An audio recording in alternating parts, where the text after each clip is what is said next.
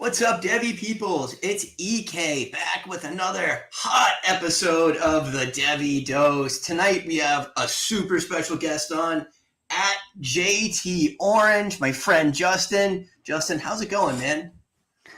Going well. Pumped to talk about college football. We've been getting into all the draft. Everybody's doing the NFL draft, and now it's like we're making that next step. Now we're in the Devy. Everybody's thinking who's the next guy coming next year. And then also, I like to get to talk a little CFF, see what guys are coming, what guys are moving, who's going where. Bunch of supplemental drafts coming up. So this is the perfect time of year to start kind of diving into all this stuff. Yeah, and that's why we're doing this. This is the idea. Get a little bit ahead of the competition, get all the information out there, sift through it, sift through the chaff, try to find a few, nice nuggets that no one else has.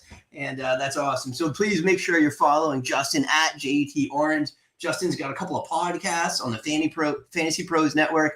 Check those out. And of course, if you're here, please subscribe to the show. We need your support. And with that, we are off. So, Justin, I think the first school that you did your research on was La Tech. What's going on at LA Tech this year? Yeah, so La Tech, a big coaching change was last year with Sonny Cumbie coming over. A guy was at Texas Tech, TCU, a big play offense. The guy likes to throw the football. So looking at their quarterbacks and their wide receivers is something I want to always keep an eye on because they're a team that's usually going to put up points and they're going to move the ball a lot. So they're a team I always kind of keep an eye out. So last year, big issue for them. None of their QBs could stay healthy. I mean, they played everybody all year. They had 4 different quarterbacks play at least 3 games last year, and that really killed anyone for CFF purposes. But we're hoping that fixes this year. Hoping that they get one guy that kind of comes in and makes it happen. The guy that I looked at and I think's got the lead coming in is senior quarterback Hank Beckmeyer. He transferred from Boise State. He's a guy that started 12 games in 2021 for Boise State, threw for over 3,000 yards that year, 63% completion, 20 touchdowns. Ended up losing the job, only played 4 games last year and then got replaced. And then that's why he's transferred. Now, a guy obviously been at Boise State, another good system.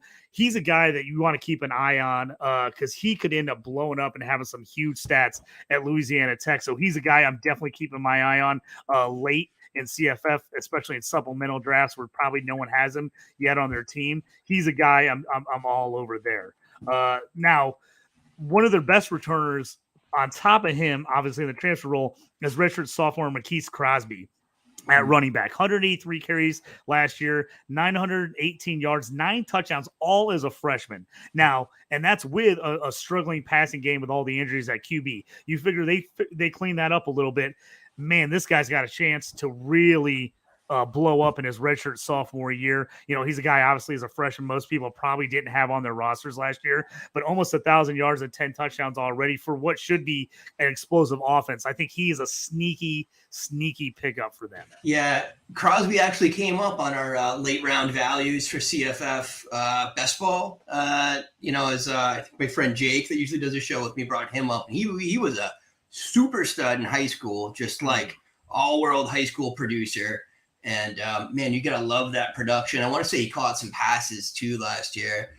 Really, really nice. Yeah, he's going pretty early in supplementals, too. I haven't really seen him make it much past, 4th, 5th round. It's kind of like as soon as the elite freshmen and the really elite, potential Devy guys are gone, he's going in that range with LaQuint and Jaquindon Jackson, and that's boom.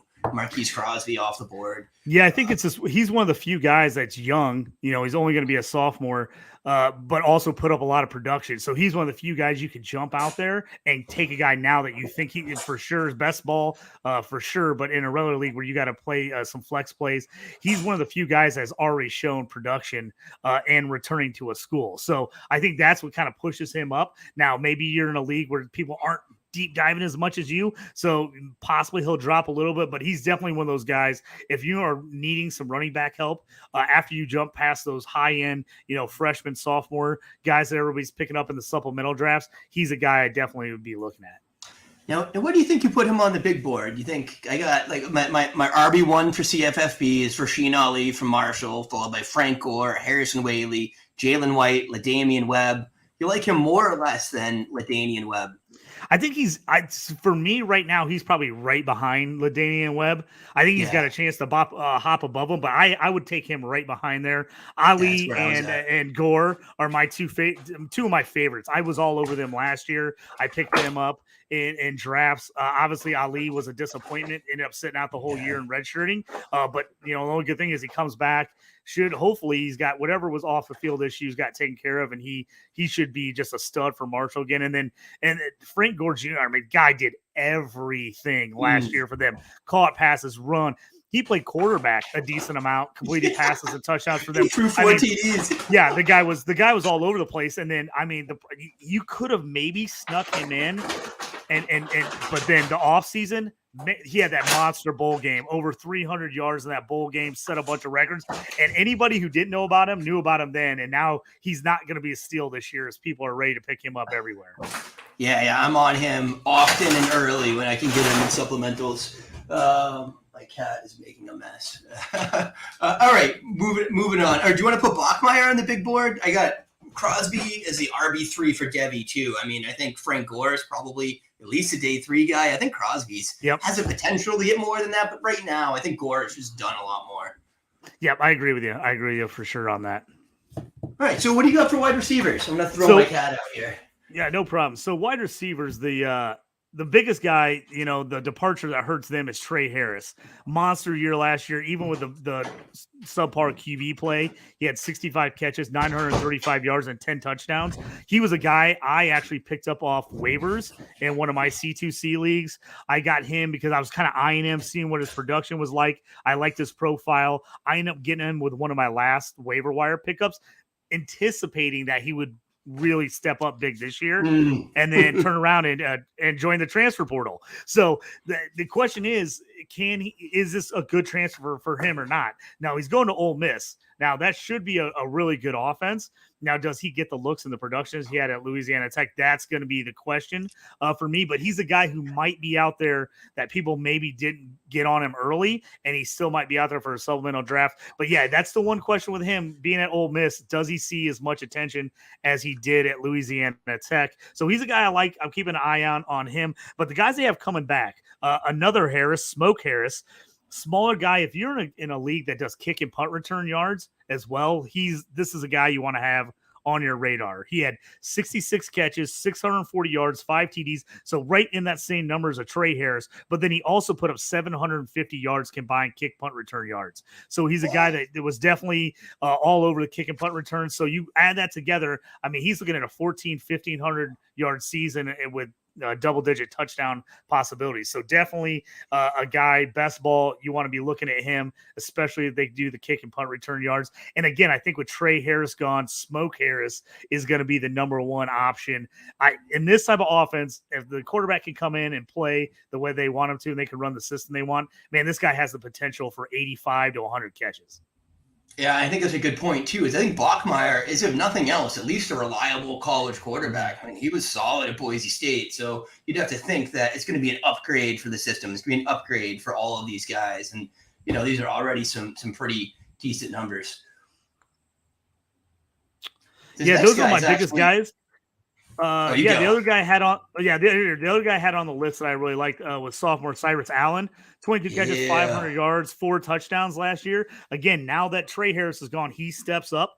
And again, if you looked at those Texas Tech systems, they had guys catching the ball all over the place. So if they can bring that system in, Bachmeier can be consistent, and I think he can be, then I think both these guys can definitely be best ball and CFF studs. Now, their size-wise, I don't know if they've really got much Devy play in them at all, but definitely for CFF, I love both of them. I think they're sneaky good for the value where you can get them.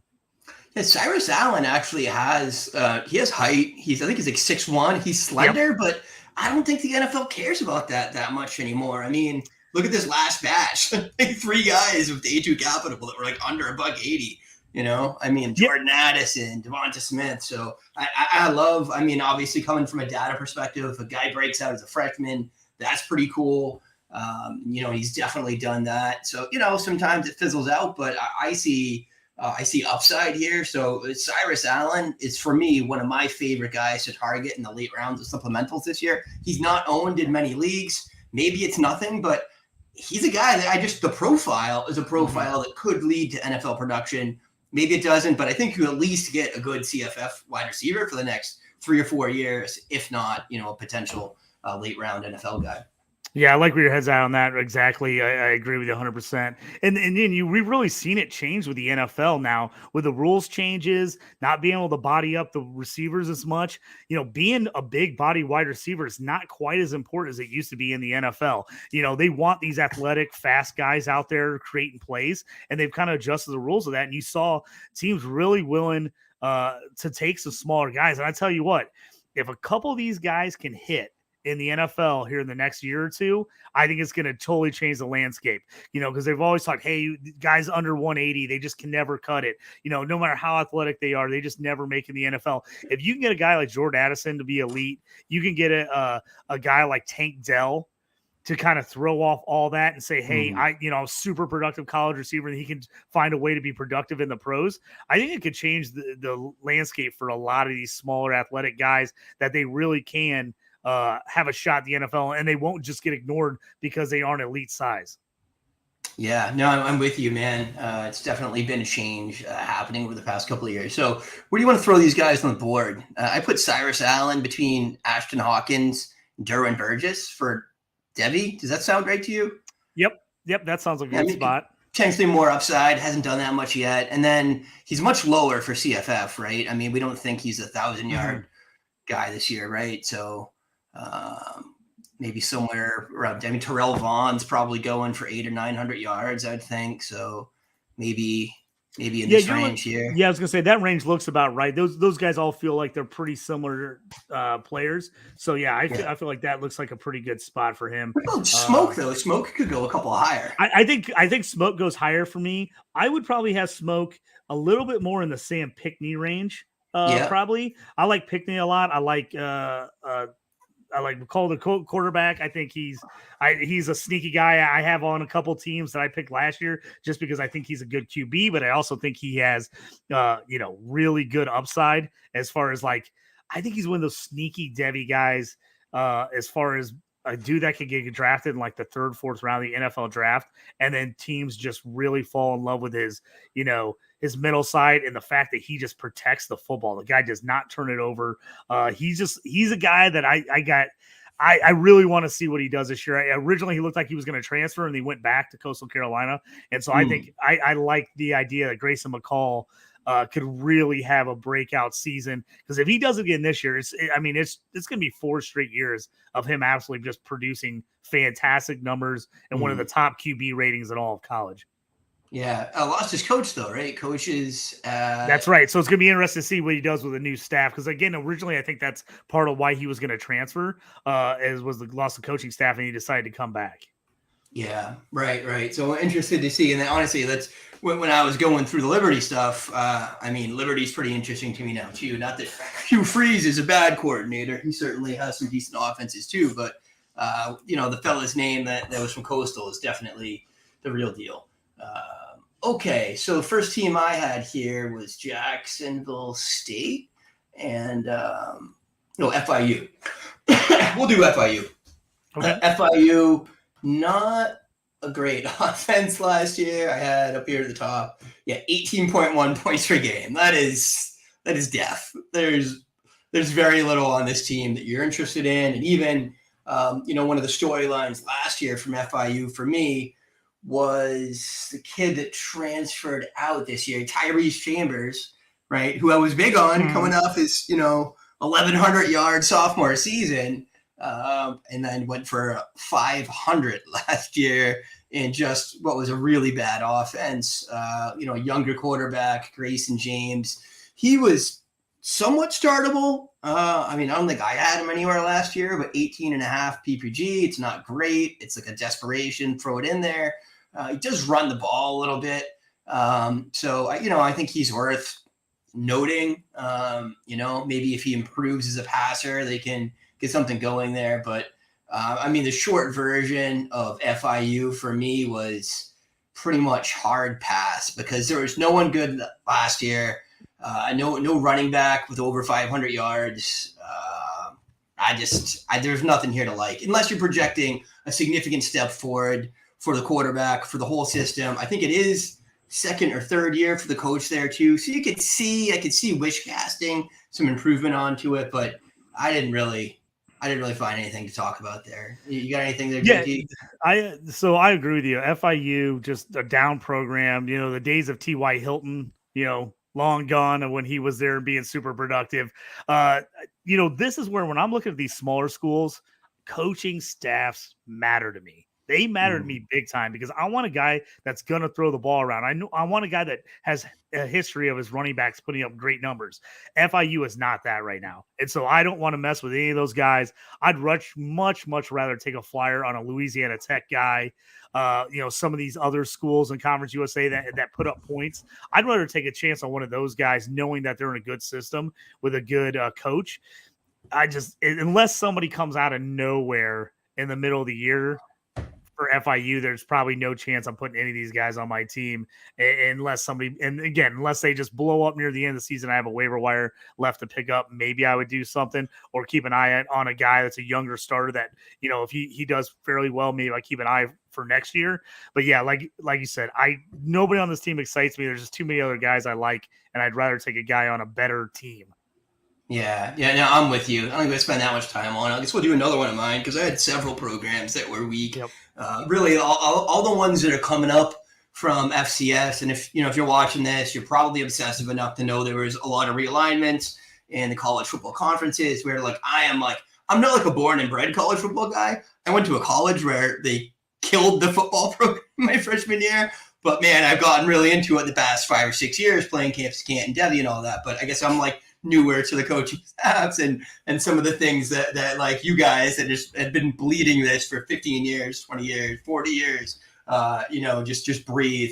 But and so Jacksonville State, they do have, come up, FCS into the FBS, one of, I think, 3 teams that joined CUSA. Several CUSA teams went out to Big 12 or something? Is that right, JT? Where'd they all go? Yeah, there was with everybody kind of departing the West Coast schools and people trying to steal from the Mountain West and people stealing from the Pac-12 and the Big 12, started grabbing teams from the East Coast and kind of all the place. There were just teams that started moving around everywhere. And so everyone kind of just got into, we have to be a mega conference. And so you saw a lot of these smaller conferences with 8 teams all decide, we got to have 12 or 14 teams as well.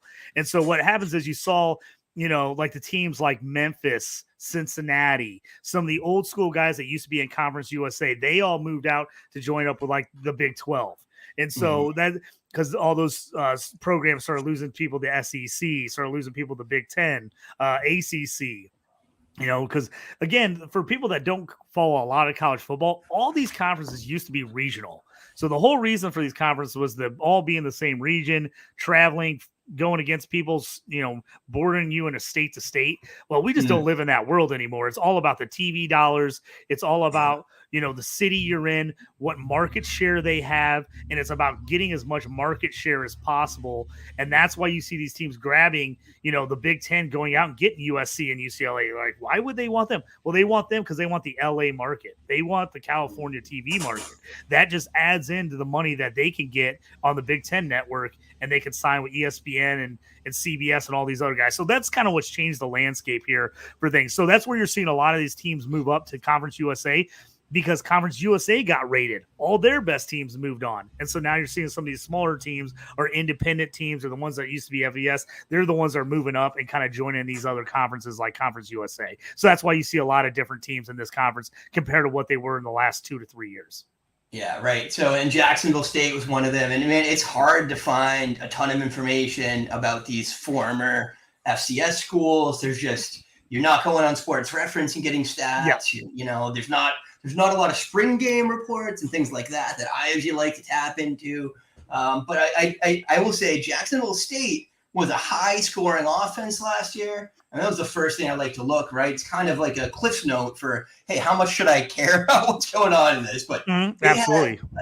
They averaged 36.5 points per game last year. I mean, that is really good. That would have been like a top 15, top 20 school at the FBS level. But it was only 220 yards a game on the ground. There was 170 passing. So mostly a rushing offense. And really, for me, the only player, I was able to get their stats off their actual website. The only player that seemed like really someone who's going to be a beast for fantasy football was their quarterback. That's a young man named Zion Webb, who accounted for 23 total touchdowns for his team, including 8, I think like 12 of them were on the ground. He rushed for over 800 yards. So he was tied as the leading rusher on his team as a quarterback. I mean, that's fantasy football gold. I couldn't like look up his points per game on Fantrax because he wasn't on Fantrax because he was on the FCS. But nonetheless, like you see those numbers out of a quarterback, and they should raise your eyebrows. I don't know how good he is a passer. I've never seen the kid play, but sounds like someone that we should certainly pay attention to. If he's back, he was a senior. Yep. COVID, like, I don't know. I couldn't find anything reliable that said he was coming back or not.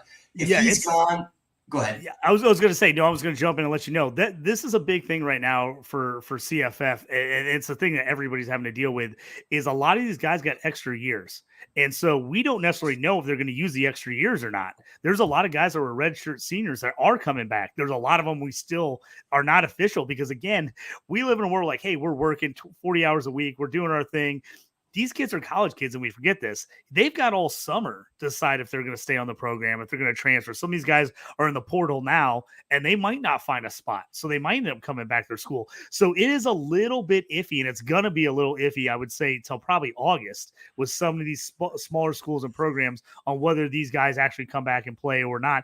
And in the past, you just look it up, and you're like, hey, he's been there 4 years, he's gone. Well, that's not the case with the COVID years, as there's guys that played up to 6 years, depending on how things worked out with the COVID years. So there's a lot of these guys you just don't know. If he comes back because they're moving up and they're a run first team, I like that because of that aspect of his game.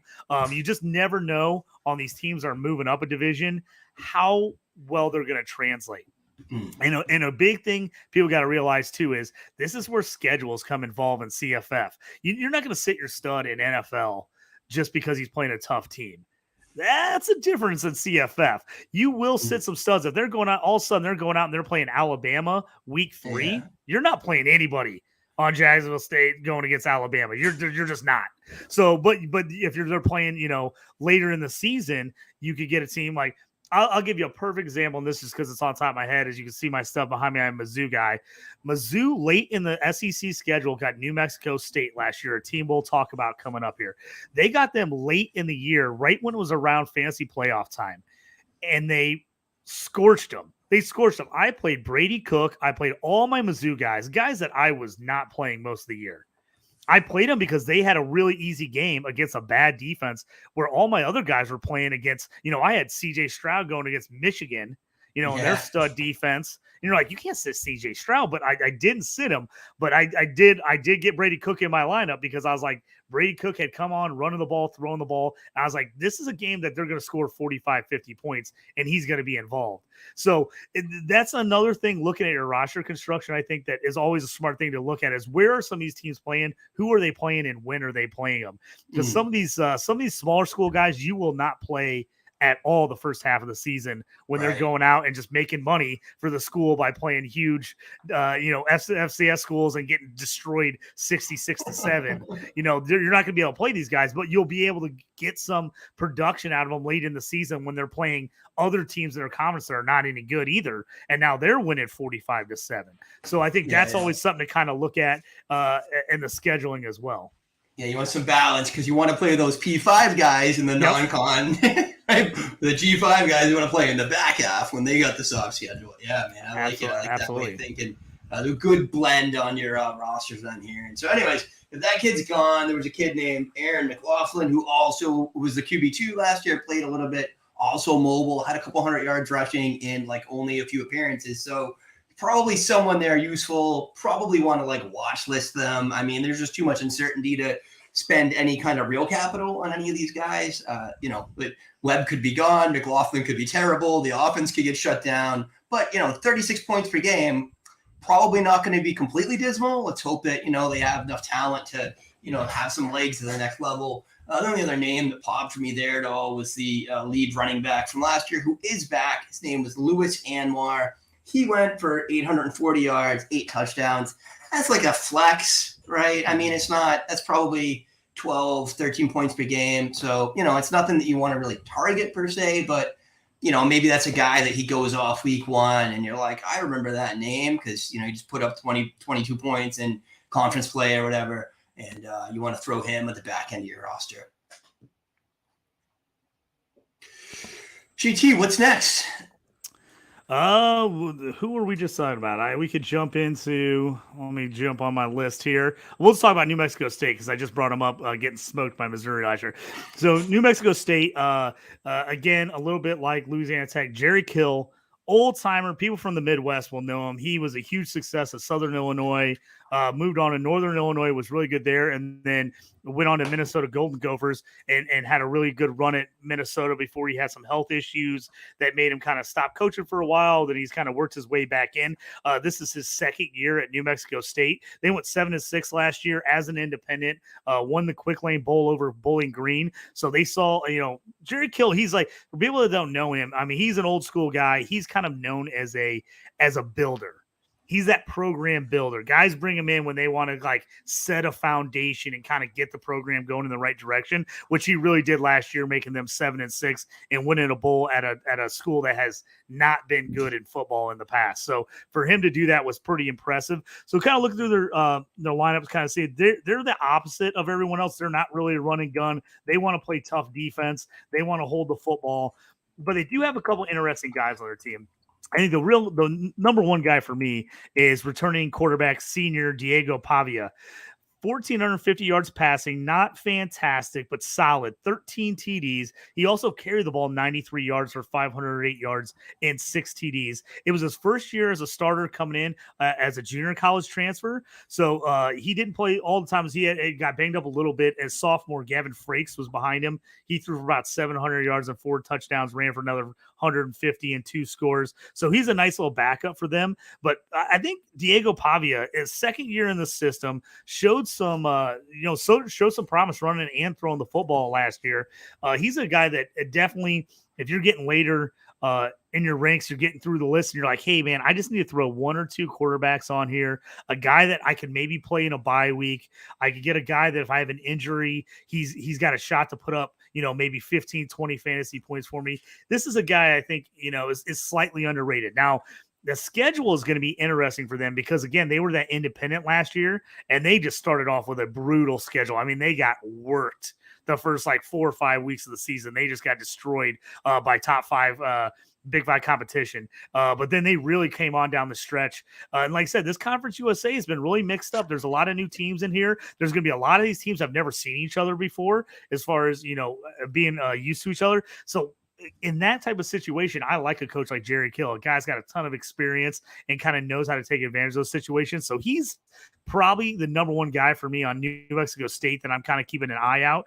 And the fact that I think he's got a shot to do, I mean, he could do 2,000 yards and close to 2,000 passing and close to 1,000 rushing yards. And if he could pile up, 20, anywhere between 25, 30 TDs, he had 19 last year. He can up that to 25 or 30. I think it'd be really interesting. Now, the big question for them is going to be, he comes in as the leader, and this is where if you draft later in the year and you they've gone through spring practice, and you have a better idea who's going to be a starter. They did get Eli Stowers, a redshirt sophomore transfer from Texas A&M.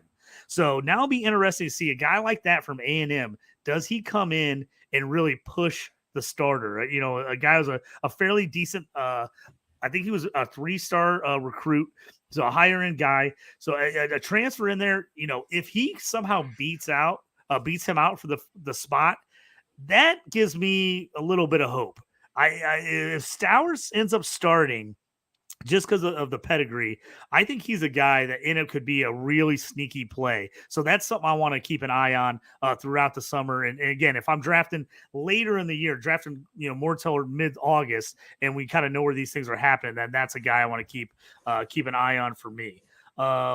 Other guys for them, they've got a bunch of junior college transfers that have come in the last couple of years, which is not a surprise with Jerry Kill, is he brought in a lot of junior college guys everywhere else he was at. Their best guy was junior running back Star Thomas. 108 carries, 520 yards, 5 TDs. Also caught 10 passes for 133 yards and 2 touchdowns. Again, it was his first year in the system at a Coffeyville Junior College, community college in Kansas, a really well-known community college in the Midwest. They produced quite a few studs at the D1 level, and a couple guys have made the pros. So again, I think those guys having a second year in the system and also being a slightly easier schedule now that they're actually in Conference USA as opposed to playing an independent schedule, which can be mighty difficult for a small school like them. I think these guys have some upside. Now you're taking a chance. I mean, they haven't produced a lot so far as only 1-year starters out of each of them, but they're 2 guys that I would keep an eye on. Yeah, do you want to put Star Thomas on the board anywhere? I threw Diego Pavia on ahead of Clay Millen from Colorado State, behind Grant Wilson from Old Dominion. Does that sound right? Yep, that sounds like a good spot for me. And if I'm looking at running backs right now, I would probably have him kind of at the end of this list, I think. Yeah, I would put him right at the end. Maybe ahead of Calvin Till, maybe, I don't know, Kyrie Robinson. Calvin Hill that's like an upside play just because Texas State has the new system, right? But wasn't very good last year. And again, the thing with Robinson is the question is whether he wins that job. San Diego State has produced a ton of really good CFF running backs over the last decade. So the question has been for them the last couple of years is who is going to be the guy. So they've had very few seasons where you've gone into the season knowing who the stud running back it was going to be. But when they've had them, they've been awesome. You know, you had Rashad Penny, Ronnie Hillman. I mean, they've had some absolute studs over the years. Why am I blanking on his name? Pelfrey, is that right? I'm going to really kick myself when I think about it later. He was shortly on the Eagles for a while, kind of undersized guy, but just a real stud. Pumphrey, yeah. thank you. You saved me on that one. Pumphrey. But so, again, if you can figure out who the guy's going to be for San Diego State, I mean, that's a guy every year in CFF. That's who I'm looking for. I'm looking for a guy on San Diego State because they just really like to run the football. That's just their system there. And a lot of times, you know, they'll split carries. But if you find the year that they've got a workhorse, he's a guy that's going to produce. Yeah. Well, when you get an NFL talent on a G5 team, you damn well better hand them the ball 300 times, you know? Well, and that's been their history going all the way back to Marshall Faulk. I mean, Marshall Faulk was, a top end recruit, but everybody wanted to play DB and he wanted to run the ball. And so he went to San Diego State and he kind of started that off where, you know, hey, I can go to a small school if I'm a big name and I can produce. Not only can I produce, I can be in the Heisman Trophy, talk, and I can have an unreal Hall of Fame NFL career. So I think that kind of helped. He kind of kicked that off for them when we had some guys that said, hey, man, I might be in the mix to fight some guys at another school. I could come here and be the man at San Diego State. And we've seen that over the last couple of decades. I love it, man. I love it. Looks like the wide receiver room is not much going on. Yep, I wouldn't get much in the wide receivers. They are just not going to throw the ball a ton, to be honest with you. They threw the ball when they needed to. As you saw, they had about 2,000 yards total as a team passing last year. Unless some guys come up, they just really didn't have anybody that jumped out at for any reason other than I was just going to guess on a guy. I mean, their leading receiver last year had 20 catches for 440 yards and 1 touchdown. I mean, that was their leading guy, and he signed briefly in the USFL, Justice Powers this offseason. The guy that's sneaky to me, and again, we talk about pedigree, is Jonathan Brady. 23 catches, 310 yards, 3 TDs last year. He's a sophomore out of Bishop Gorman in Las Vegas. Everybody, Bishop Gorman has produced some absolute studs, some 5-star guys, just an unreal program there in Las Vegas. So having a guy like that's been around some of these studs on a program like this, he's a guy that if I'm looking at anybody, he's probably the guy I got my eye on, because I just think he's a guy that in this system, if they can figure out how to throw the ball more, kicks him up a notch or two. Cordell David is the other guy there, 24 catches, 343 yards, 4 TDs. He's a senior. He's their top returner. But if I'm looking at a high upside guy, Jonathan Brady is the guy that I'm looking at as a chance to have a breakout. Yeah, love it. Threw him on at the end, kind of as a watch list sort of thing in our college football list. I like that. Probably don't need to put any of these guys on the Devy list, do you think? I don't think so. These guys would have to have a pretty big breakout year to jump on the Devy list. And again, the biggest part for a lot of these guys are a lot of them are junior college transfers. So they're really just going to get that 1 year to try to produce. And if they have a big year, you're guessing most of these guys, the best you're looking at would maybe be a 6th, 7th round pick. Most of these guys are probably looking at undrafted free agent in the NFL. Most likely anyway. Yeah. I mean, you get the Ty J Spears, right? But even then, like, I feel like, was he Tulane? I think it's like Tulane or Tulsa. Yeah. I think that's almost Tulane. It's like almost a borderline P5 program, you know. It's like, and he's a guy that had experience and had been good. So it's not like he just popped in, had one season. You know, he kind of proved it. So yeah. All right. So now we're getting into what was the meat and potatoes of this conference for me. Kind of the big schools that didn't get poached by the bigger conferences. And the first one of those that I had here was Liberty. We talked a little bit about Hugh Freeze out the door. He's at Auburn now, for better or for worse. Obviously, he had some nice offenses going at Liberty.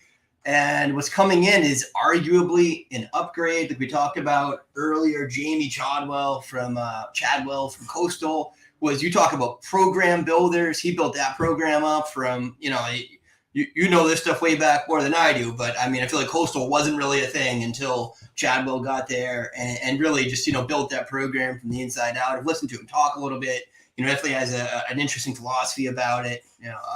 Talks a lot about developing the underappreciated talent, was getting, the smaller DLs and things like that. And really, but kids that wanted to play, and he was working with them. And man, we've seen him send several people to the NFL now. And like you said, Grayson might be the next, Grayson McCall, but Isaiah Likely from Baltimore Ravens. He was his number 1 wideout 2 years ago. So yeah, you're right. This program highly before that, but he was like a 7th round, but Yep, this program was basically nothing. I mean, you ask people about Coastal Carolina, they're like, who? They have a school? What are you talking about? So he's actually really done a nice job with them. They're actually been a fun team to watch the last couple of years. You can catch them on some of those crazy, CBS Sports net channels and some of those side ones. The Sea Greenfield. At random times. And I've watched quite a few of their games over the last couple of years. They've actually been an exciting team. And, it'd be interesting to see what he can do at Liberty. As you've seen, Liberty has had some decent talent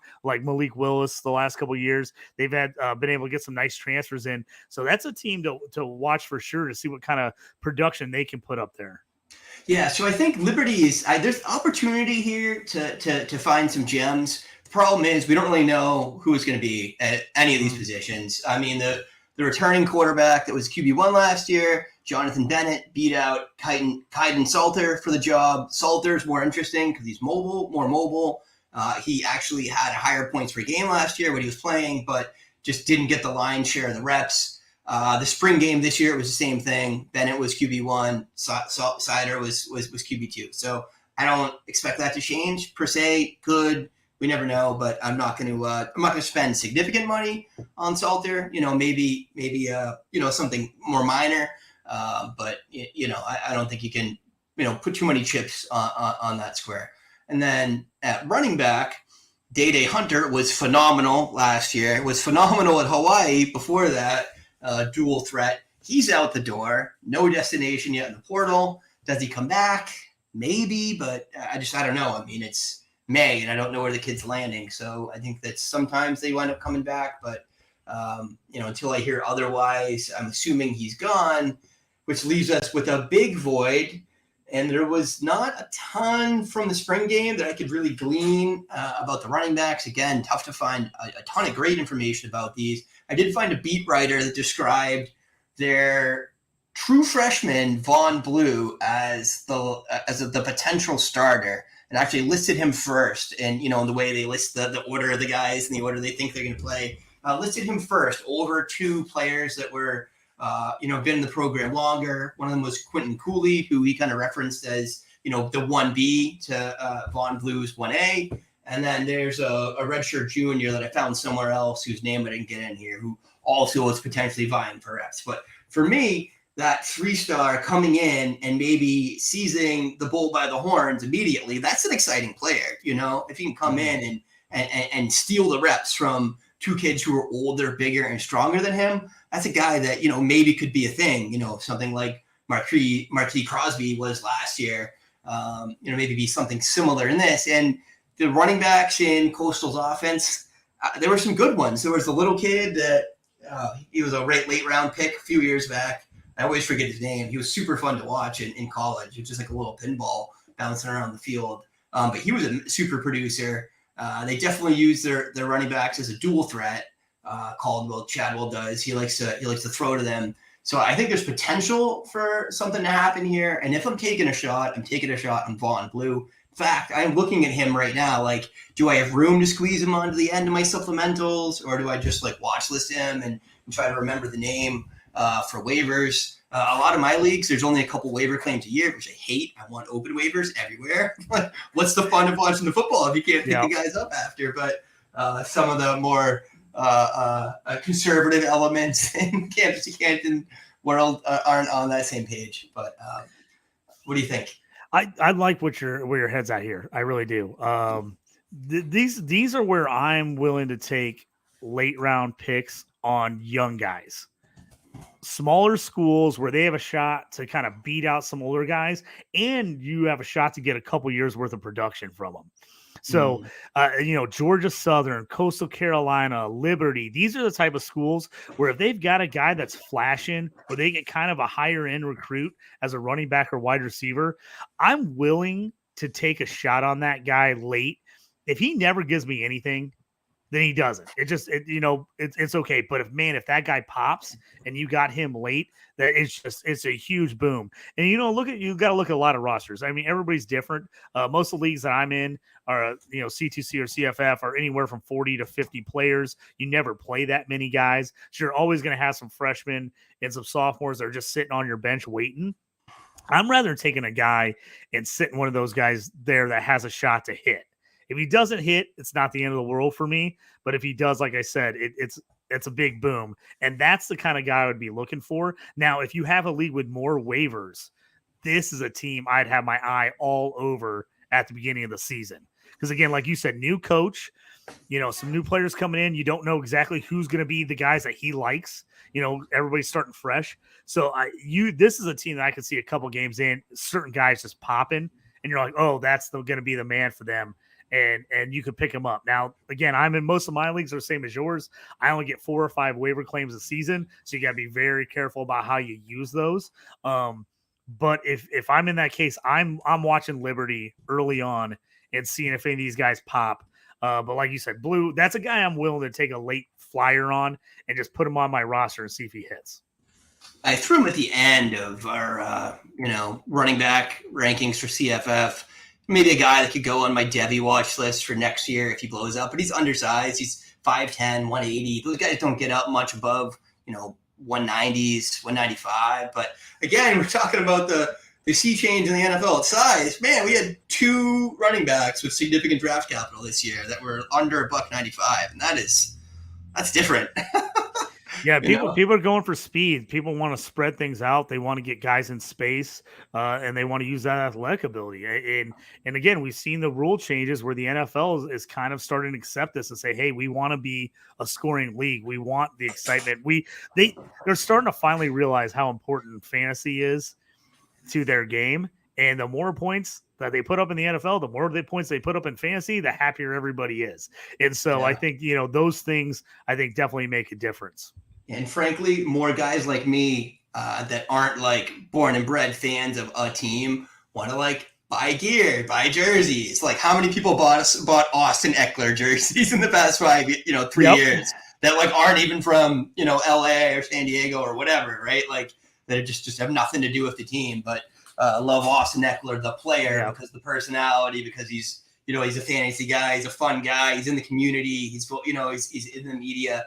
I think it's great for the game for sure. Yeah, I mean, I've been a jersey guy my whole life. If you ask people, they make fun of me in high school. I had the most random jerseys of all time because I just liked players. I like teams. And actually, I saw a post Quinshon Judkins had the other day of his jersey. I was a number 4 in high school. He got his number 4 light blue Ole Miss jersey, and I was like, oh, Oh, I might buy that.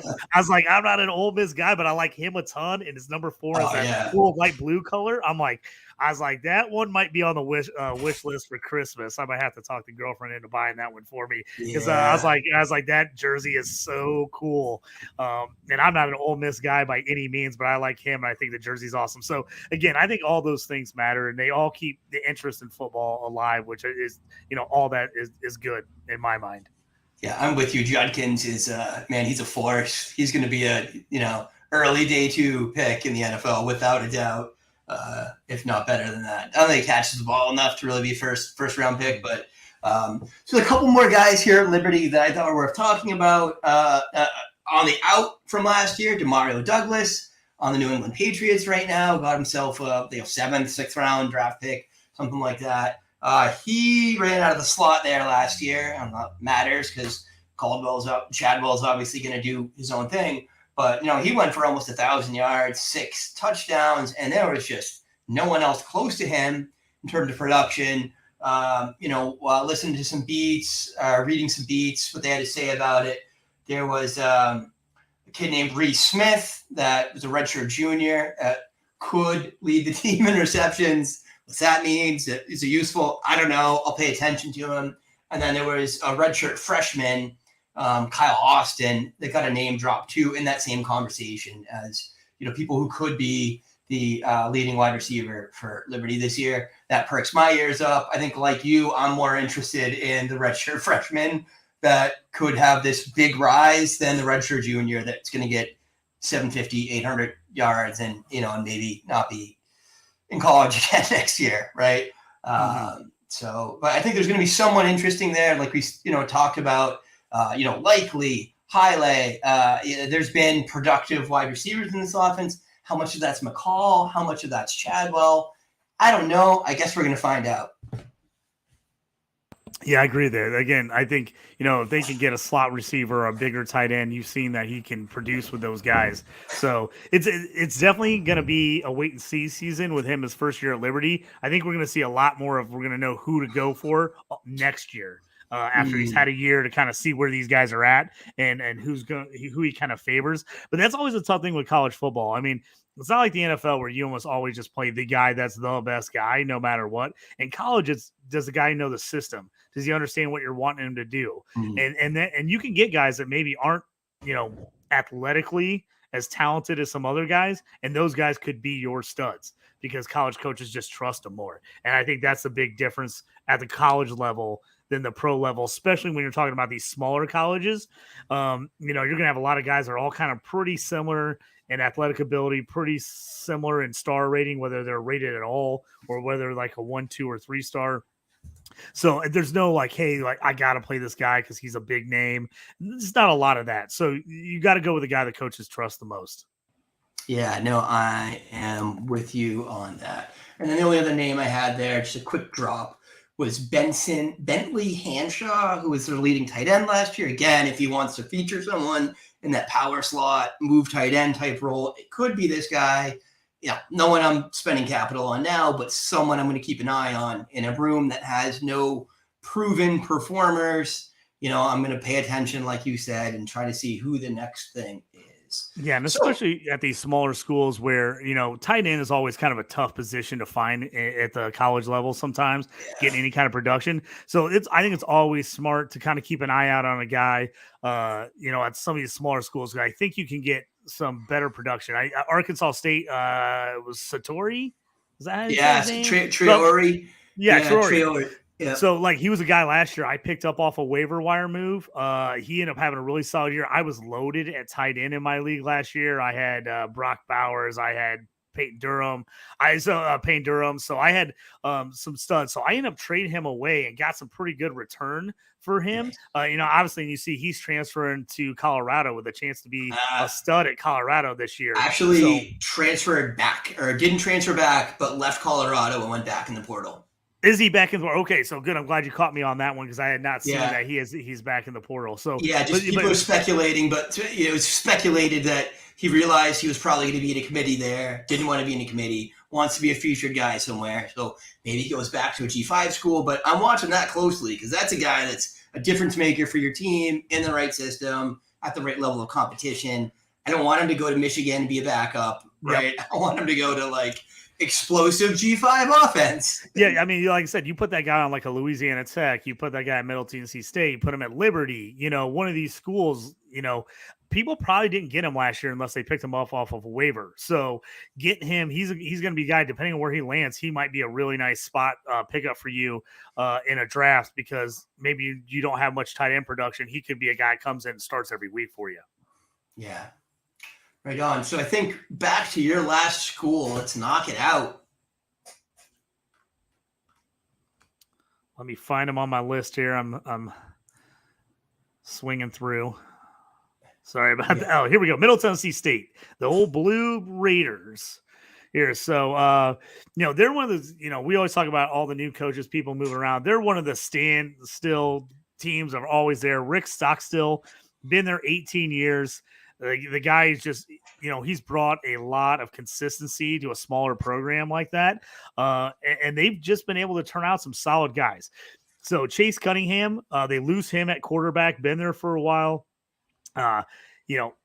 He had some injuries, played fairly well. Had 3,000 yards passing, had 2 400-yard passing games. So that tells you how much they can do right now. For everything I'm kind of looking up, reading, they've got quite a few guys battling here, but sophomore quarterback Nicholas Vattiato, I think is how you say his name, Vattiato.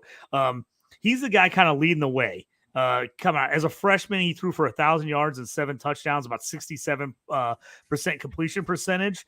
He was a all Conference USA all freshman team when he started those 5 games as a freshman. He redshirted last year. So he kind of comes in as the leader out of the gate. Another guy to kind of keep an eye on is Ren Heffley, a junior college quarterback transfer in. He's competing. And then they got 2 young guys kind of in the mix as well. Redshirt freshman Kyle Lowe and then DJ Riles. So both of those guys are competing. I think Vattiato ends up winning this job. And again, he's a redshirt sophomore, so he's a guy that if he wins this job and plays well, you're going to get a couple years of production out of him. He just looked pretty good as a freshman, and he comes in. Chase Cunningham's gone, pretty productive guy. I think Viato, I think he can throw for 3,000 yards, 20 some touchdowns. The guy can run a little bit, in a pretty good offense. So he's definitely a guy I want to keep an eye on for sure. Yeah, no, I love it. Cunningham was startable in a pinch last year. Didn't want him to be a QB1, but it was definitely a guy in some of my super deep leagues. Yep. He won this 24 team. So in that league, 24 team, 2 quarterback, you're starting Chase Cunningham. Absolutely. And I mean, he had some monster games. He had a couple 400-yard games. He had a 5 touchdown game. So, getting some of these guys where you get them against, where you really look at the matchup and you're playing against a team that's terrible against the pass, you definitely can look in and say, hey, man, this guy's a startable guy this week. So he's my leader there. The guy I probably like the most on this team is Frank Peasant. Their sophomore running back, 182 carries, 774 yards, 9 touchdowns. He's a little bit of a plotter. He's kind of a big run you over guy. So I don't know how much you're really going to get out of him other than that. They're going to use some other backs. Kind of like a change of pace style, but he's definitely a guy that I think, another year under his belt, he can get you 1,000 yards. He can get you double-digit touchdowns. Again, maybe not a guy that is going to just be a stud and blow you away, but he can give you some solid production in a pinch. Yeah, I didn't realize he was only a sophomore. I mean, that's very interesting. Solid numbers as a freshman. So that really, that helps. That helps you kind of talk in and you're like, oh man, only a sophomore had those kind of numbers as a freshman. I just think, he's a guy who can get bigger, stronger.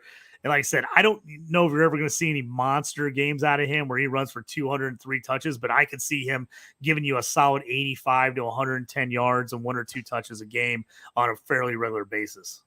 I'm into it. That is super useful. So where do you put him on our running back list here? So again, size-wise and just for his speed, athleticism, I don't think he's a Devy guy much at all. He just is more of a pounder. But if you look at him as far as the running back list you have, right now, I would probably say he is. I think he's around here. I don't even know. I was just going to say that. Terrence Gibbs is a guy that's got a shot to do some stuff. He hasn't really produced much there's yet.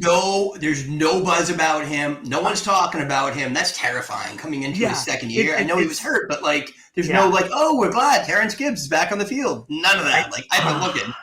I know. I feel like it's like one of those, like everybody was kind of looking for him, and then he just hasn't done anything. And now we're like, okay, why isn't anyone talking about him? Why is he talking? He's got to be coming back. He's going to be. He's got me nervous. I've got him on a couple teams. I'm not going to lie. He's got me nervous that I can't believe that they're not more on him. So I actually like. I think you're right there. I put him Peasant ahead of him just because I think you're going to get solid production out of him. He's a guy I would definitely. I'm in a couple leagues where you start like 13. I mean, it's a big starting lineup where, a guy like that is my 4th or 5th flex play. That's all I'm really looking for. I only need 10 points out of you, 12 points out of you because I've got. He can improve on this. If this turns into 1,100 yard and 13 touchdowns, now he's, an 18-point per game player for you. Absolutely. I think he's definitely a guy that's gonna, like I said, I don't know if he's gonna have any monster 35-point games, but man, again, here's the thing. He's the guy around the goal line. So if they get into the goal line, I could see him with a game with 50 yards and 3 touchdowns. Where they get inside and they just pound the rock inside with him. Because he's that guy. All the other guys they have a little more talent, a little bit quicker, but they're like smaller speed backs, and I think they're going to lean on him. I think they're going to give those other guys the ball, change of pace, but I think he's really going to be their guy on the goal line, and I think when they really need yards, I think he's the guy they're going to lean on. Love it. So I think wide receiver is pretty interesting here now. Or do you want to talk about transfers? Or any of those guys important, you think? So they had a couple guys transfer in. Like I said, they're a little more speed back guys. I like Peasant so much more than them. I think the other guys are more change of pace guys. To tell you the truth, they've got Jaden Creedle and Romo Webb. Creedle coming in from Northern Illinois, and then Webb coming in from again Coffeyville, Kansas Community College. So those guys are solid. I think Peasant is the guy to know in that backfield. Now looking at wide receivers, this was a group that you expected to have a pretty solid group coming back off of last year, and then all of a sudden all these guys either graduated or a bunch of them decided to transfer, and now I feel like it's kind of like a wide open wide receiver room there for them. Oh, sorry, I lost my spot here as I'm looking through. I apologize. But yeah, I did, like I said, a couple guys that I thought were really going to be kind of studs for them decided to get in the transfer portal, and so now things are really wide open. Finally I'm back in my spot here. I apologize about that. But yeah, Jalen Lane was the guy that I was like super high on. Sophomore, 69 catches, 940 yards, 5 touchdowns. He was going to be their guy this year. Well, he up and transferred to Virginia Tech here in the offseason. So I don't know where he's at as far as Virginia Tech on their depth chart. He's a guy I was looking at, hey, he's going to have 80 catches, 1,000 yards, close to 10 touchdowns. He was a guy I wanted in a pretty good offense. But he's transferred now. And so they also lost Isaiah Gathings, 60 catches, 600 yards, 2 touchdowns last year. They had a bunch of guys, 6 different players with plus 20 catches, almost 300 yards. So they really worked the ball around, but most of those guys are gone. So this wide receiver room is something to keep an eye on, as it's pretty wide open. From what I was reading on the spring game, kind of see if anybody's kind of step up and taken, the reins. So far, they're not saying anybody yet. The guys that kind of people were leaning on, Elijah Metcalf is one of the most experienced guys. He's kind of at the top of the list. DJ England Chisholm, he's the guy that's had a little bit of injury problems, but he's got a ton of speed. So he's a guy that they're looking at as a possible candidate. And then Javonte Sherman, they're looking at he can have a big breakout year with his catchability. But there's a ton of guys in this mix. I mean, they've got all kinds of wide receivers out there trying to figure out what they're going to do. University of South Florida transfer Holden Willis is there. They say he's a big red zone threat, a guy that can kind of create production. So this one is going to be a toughie as far as like who do you find from this wide receiver group to kind of throw in here, because really you're almost going to have to wait. There's nobody on this that I really feel good about one way or the other as far as the guy that's going to take the reins. So this is a group I'm probably keeping an eye on. And if somebody ends up really being the man and kind of stepping up, that I probably jump on him and try to pick him up as a waiver wire pickup or keep an eye on him as a guy I want to draft next year if he's a younger guy. But yeah, there's just so much. There's so much up in the air with this wide receiver group because really you didn't see much of any of these guys last year because everybody they had is gone. Yeah. So I feel like I want to look for the next Jalen Lane. I think he was their slot man, right? Yep. Mm-hmm. So I don't know if any of these guys were the slot. So and that's kind of the question is who's kind of gonna go where? I mean, that's I mean, it sounds like Sherman might be that guy. Like I said, England Chisholm, he's a speed guy. They said he's flashed, but he's had some injury concerns.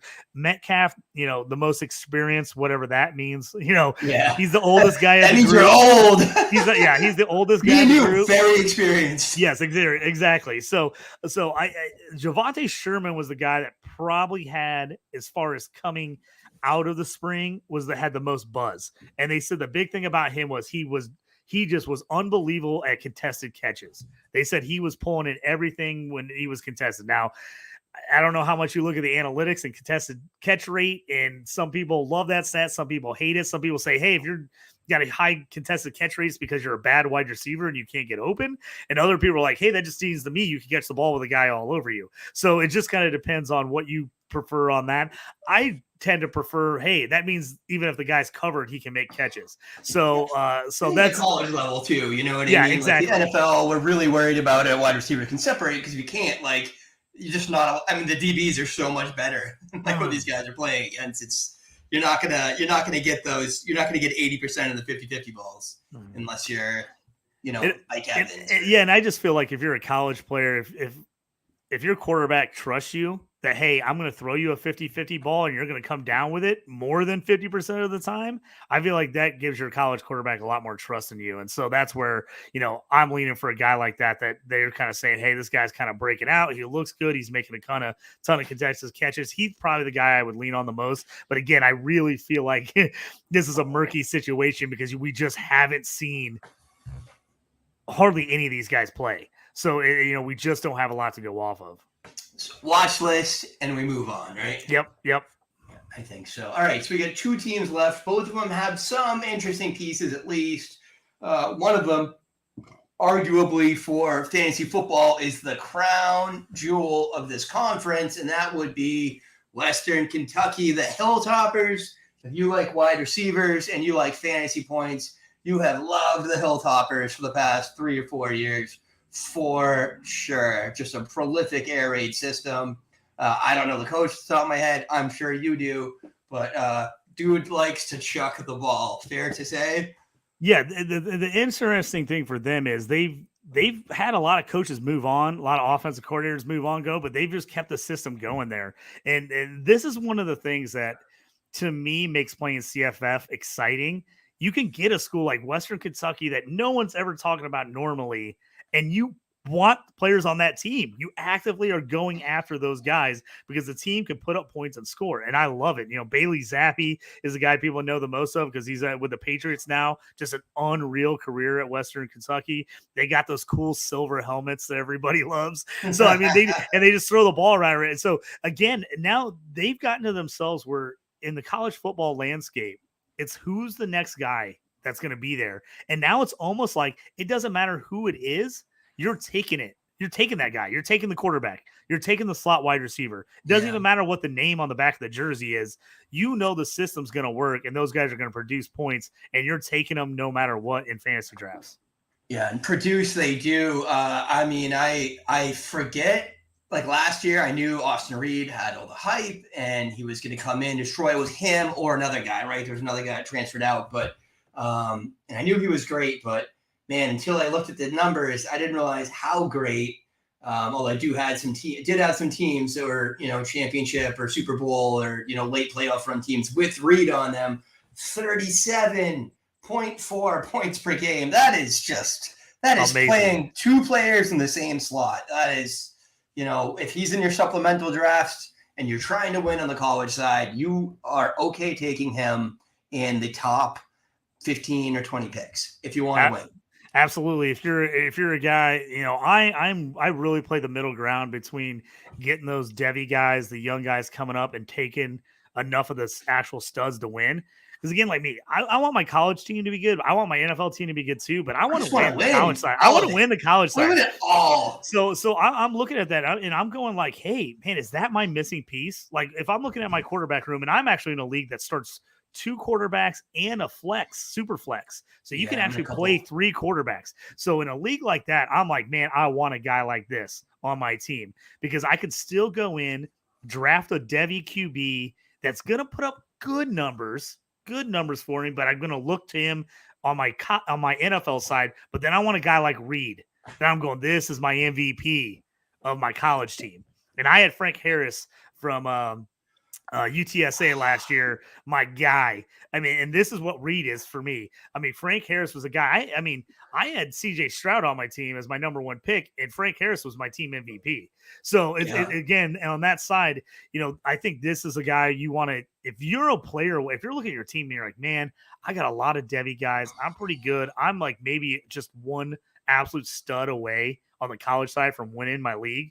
This is a guy I want to go get. And he's a guy I maybe give up a Devy asset for in a trade. If I got somebody who's just, man, their team's not very good on the college side. They're probably not going to compete, but they just got all the young stud Devy guys. Maybe you offer up a Devy player for this guy if he's got him, if he's not going to compete. Yeah, your second or third round supplemental, something valuable. Yeah, something that they'll take because, I mean, this is the guy that puts you over the top. Yeah, I love it, man. He was prolific. And 603 attempts, 4,746 yards, 40 touchdowns, 11 interceptions. That was just boatloads, plural, of production. So I mean, he's the CFFB QB1. I mean, he's right at, like I said, him and like Frank Harris are like right at the top for me. And I knew you guys haven't got to them yet, going through your stuff, but yeah, he's right at the top for me. He's an outside Devy guy because I think anybody that's in this kind of system is always going to get a look at the NFL level. Now, do they ever make it? Do they ever play? Are they just a career backup? I mean, there's a lot of guys that being career backups, but you know what?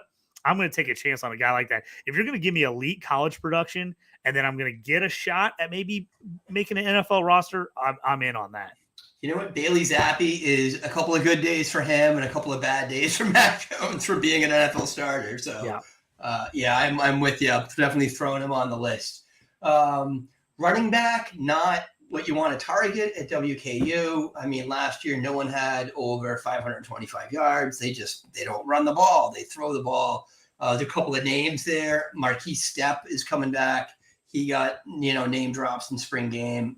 Elijah Young, who transferred from your Missouri. School. Yep. Actually, I actually was excited. I got Elijah Young on a couple teams just because that was a murky Tigers backfield last year.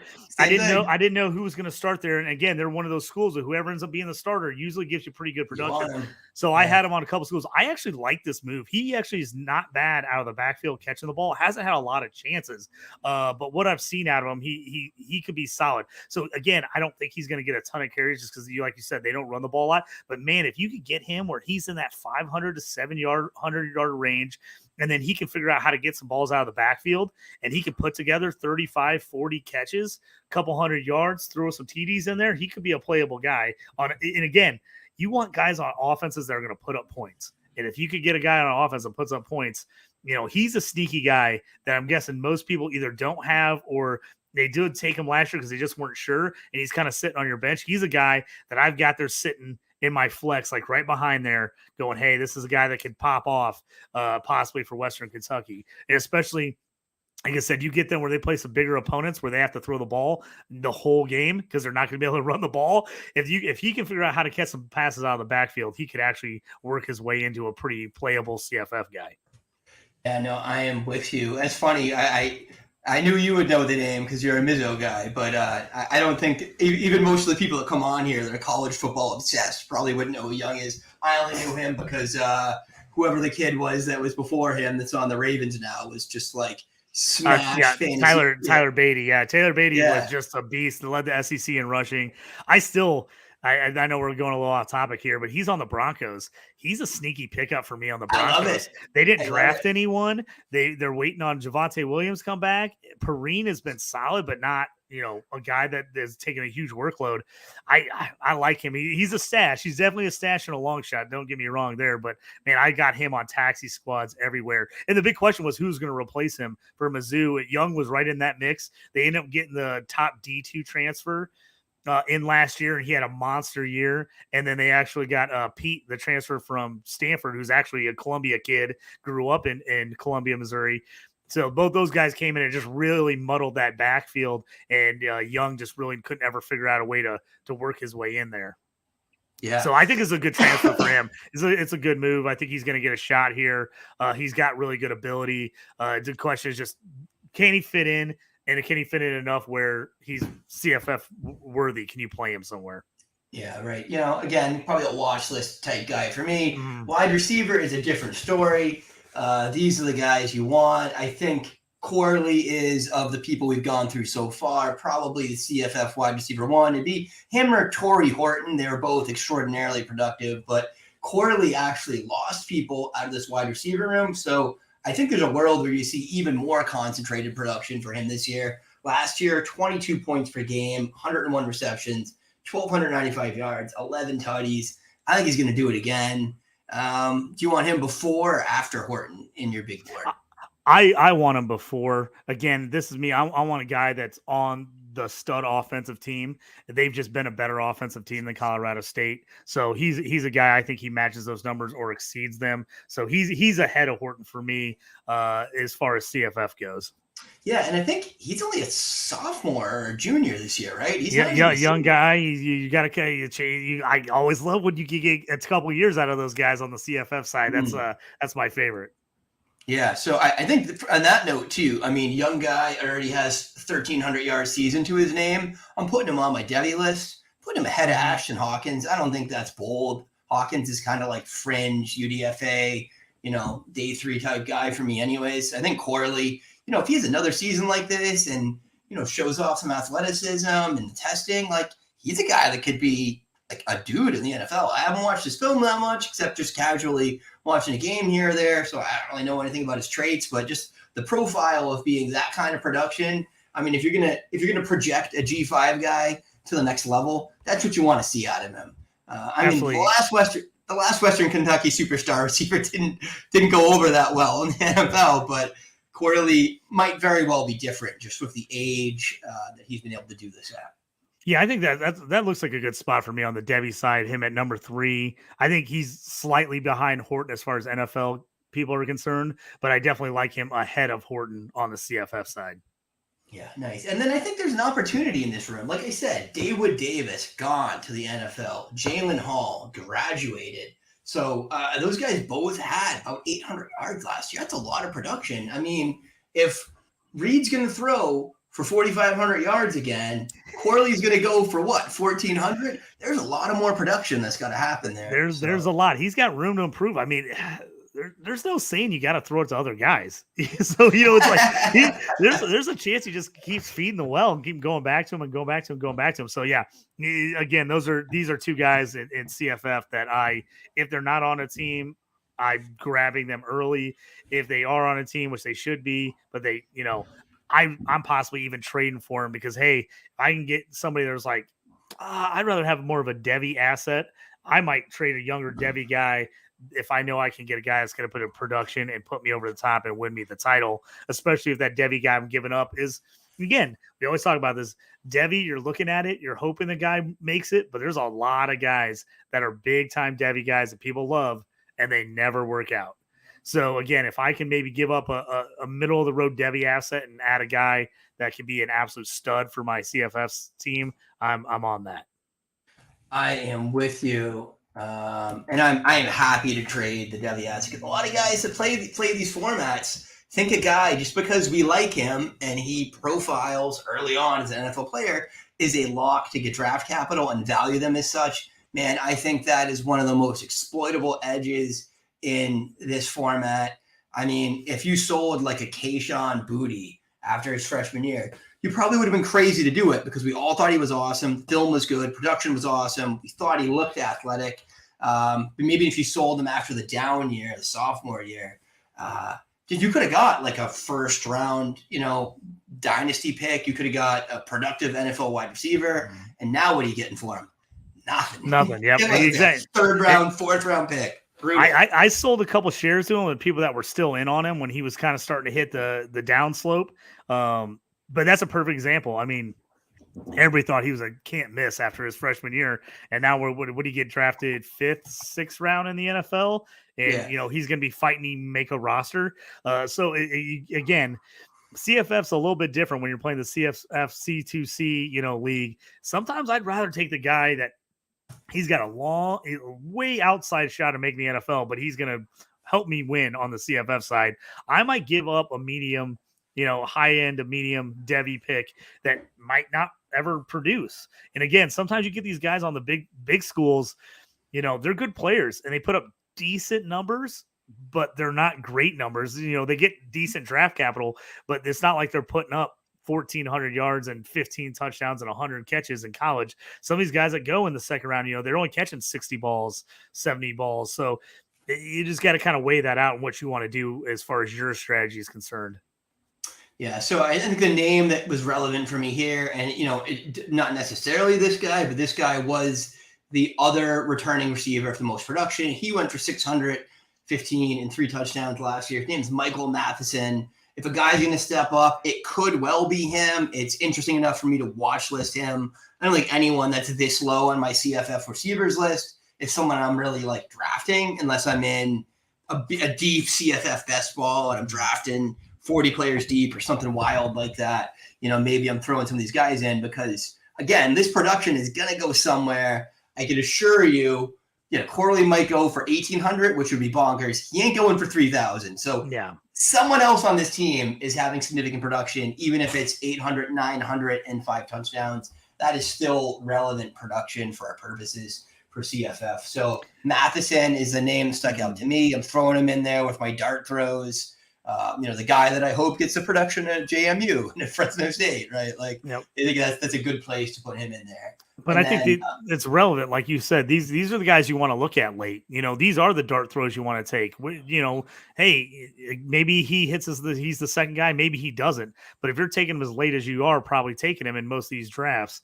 The upside way outweighs the downside of him possibly doing nothing.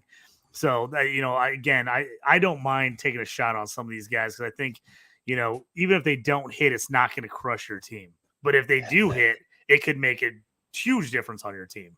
Yeah, what if Corley gets hurt and this guy turns into the wide receiver 1 for Austin Reed? Boom, exactly. That is free money. And it's a differentiator because these are the guys that, your league mates are not drafting Michael Matheson, right? Exactly. They're probably not aware of if people that are aware of Reed and Corley. If Corley gets hurt, everyone's going to be on them on waivers. But you can sneak a guy like that on the back end. You had a depleted roster. You got 20 spots of your supplemental because you had dropped so many guys. You graduated. Throw him in there, and 19th, 20th spot. I mean, I guarantee you that if he hits, he's going to hit hard, right? Or at least there's a plausible path to him being substantially relevant for CFF. So the other guy that I thought was useful here, you can tell from my barren tight end list that we have not found much for tight ends so far in the G5's conferences. We scouted Dalvin Smith from Western Kentucky, went for about 440 yards last year, but he's one of the most senior returning players on the team. He's already been productive. Why not him? Why doesn't that turn into 600 yards and 7 touchdowns? And now he's, a top 30 tight end for CFF. I think it's totally plausible where I am needy at tight end in 2 tight end leagues, things like that. This is a guy that I'd love to throw on my roster. Your worst case scenario is he repeats his 9 points per game from last year, but your best case scenario is a whole lot better than that. Yeah, I think you're exactly right because, you're going to have probably, depending on the league you're in, you're probably going to have half the league is going to get very little production out of their tight ends. Just all season. They're just probably not going to have a lot of guys on their team putting up points. So you either have a difference maker at tight end or you got a guy like this that can end up being a difference maker. You can do something. So I like where your head's at on that. Yeah, interesting for sure. All right, we got 2 teams left. We are wildly over. It's been a blast.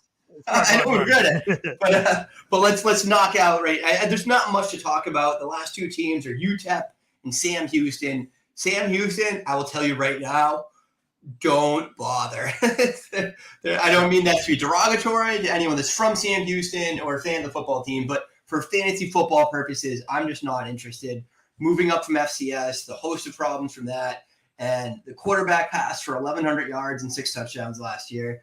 No running back rushed for over 500. No wide receiver caught over 550 receiving yards. There was no one I wanted for CFF there, and that made my research a little bit easier tonight. A lot easier. I totally agree with you. Yeah, I'd avoid that team at all costs. No reason to even look at anybody there.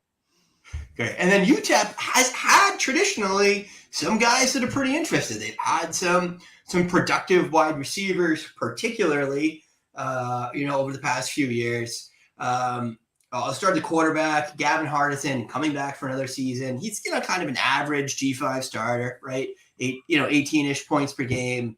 Nothing to write home about. You can throw him in that third QB slot in a pinch if you need. I don't think much else to talk about there. At running back, they're returning Deion Hankins, who was an 11-point per game player last year. I don't think he's anything special. And then Reynaldo Flores, who was very interesting to me because it seemed like he was soaking up some of the departed production from, who was it, Cowling? That was a superstar at UTEP, right? Jacob Cowling, who transferred to Arizona, right? And we were looking to fill that void with someone. Flores got some of it. He was, I forget if he was a wide receiver. They started playing the running back or vice versa. He was running back. They started putting in the slot. In any instance, he had some great games last year. He's a guy that there's been some buzz about stepping up more.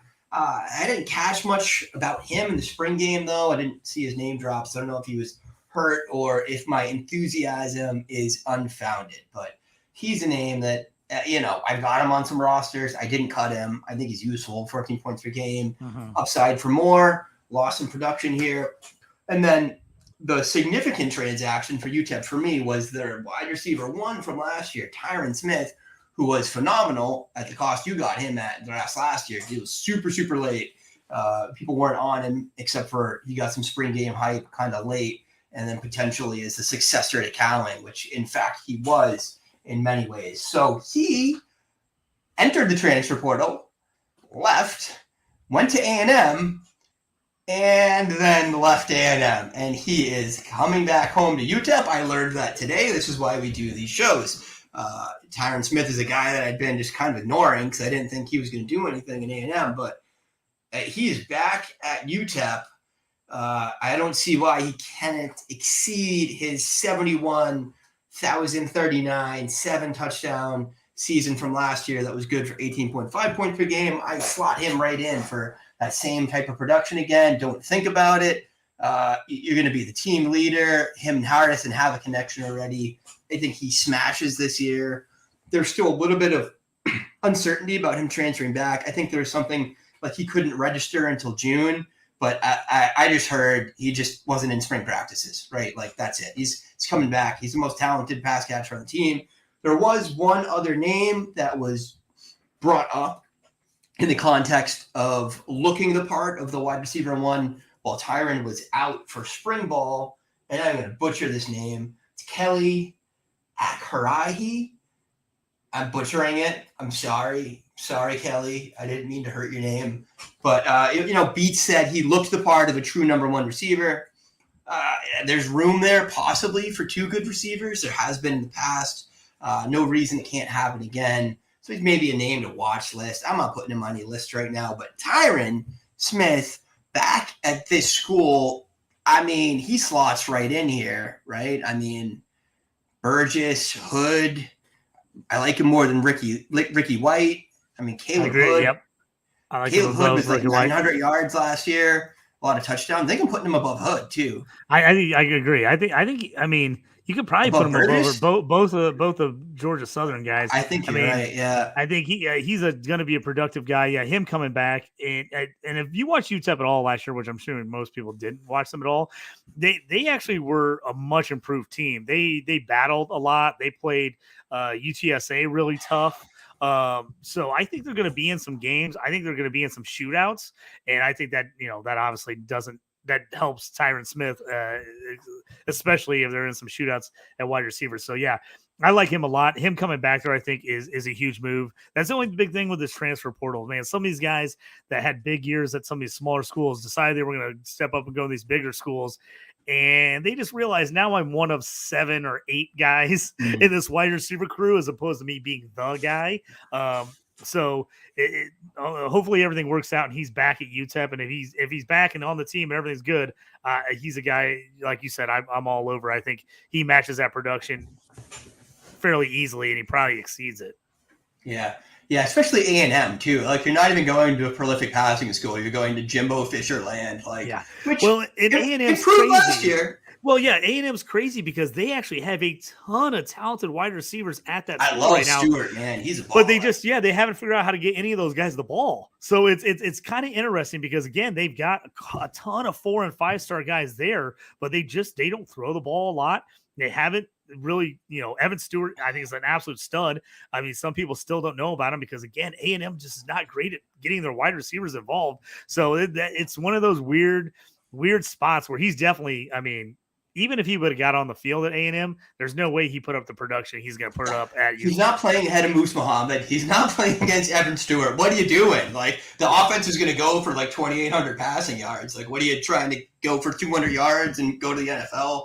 It was just not a great decision for him. I could see if he was like going to a P5 school with a weaker depth chart, but like passer, like you go to like Washington State or something like that, where absolutely like, you could be a guy, you could be a starter. But A&M was just, I'm glad the young man figured it out and went back to where he belongs. Well, you're glad he figures it out earlier rather than later, and he's not in the mid-season. He's like, what did I do to myself? What did I do? Yeah.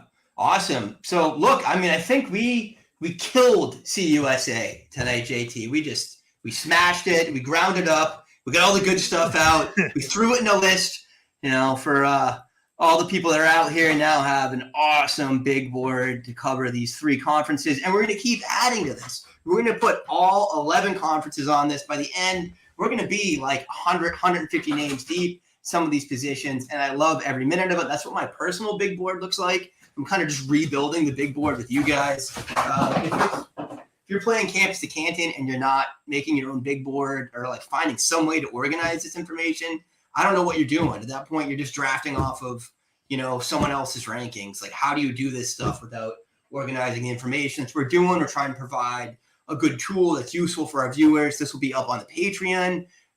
If you want to copy it, you want a copy of my big board, hit me up. I'll give you a blank one. Mine's on the Patreon already for, all of our very many subscribers to enjoy and use to dominate their drafts. And I'm excited about this. This is great. JT, I'm stoked that you came on. At JT Orange, he is the man. Tell us about the podcast. What are the podcasts called? Yep, you can find me at the Stew with JT Brew on Dynasty Pros. You jump on their YouTube page. I'm on there. We're just starting to upload all those onto Spotify and Apple Podcasts. So they're slowly but surely all getting on there. I do a little bit of everything. I talk C2C. I talk Devy. I talk Dynasty redraft. I talk gambling, over unders. A little bit of everything on the old pod out there. So go ahead and check us out. Look us up on the Dynasty Pros YouTube page. The Stew with JT Brew. I got all kinds of different guests on there. Thanks for having me on here. Super pumped to talk CFF and C2C. I think this is a great idea. I love this big board. I know I'm going to be keeping an eye on it throughout the summer and using it in a bunch of my supplemental drafts. Yeah, I love it, man. Yeah, great. Hopefully I can be of service to you as you have been to us, because you brought a ton of value to this. I appreciate everything you brought to the show. Stepping in and putting actual work in as a guest is not a thing I would ask of people, but you're the man. You stepped up and did it. So I can't thank you enough. If you're out here and you made it through this mammoth 90-minute episode on the CUSA, you are clearly from Western Kentucky or UTEP. I'm just kidding. But if you made it through this, please like, subscribe, and follow along. We got a ton more content coming out here. Follow Justin, follow his podcast, and that is it. Devy Dose out. Enjoy the night, everybody.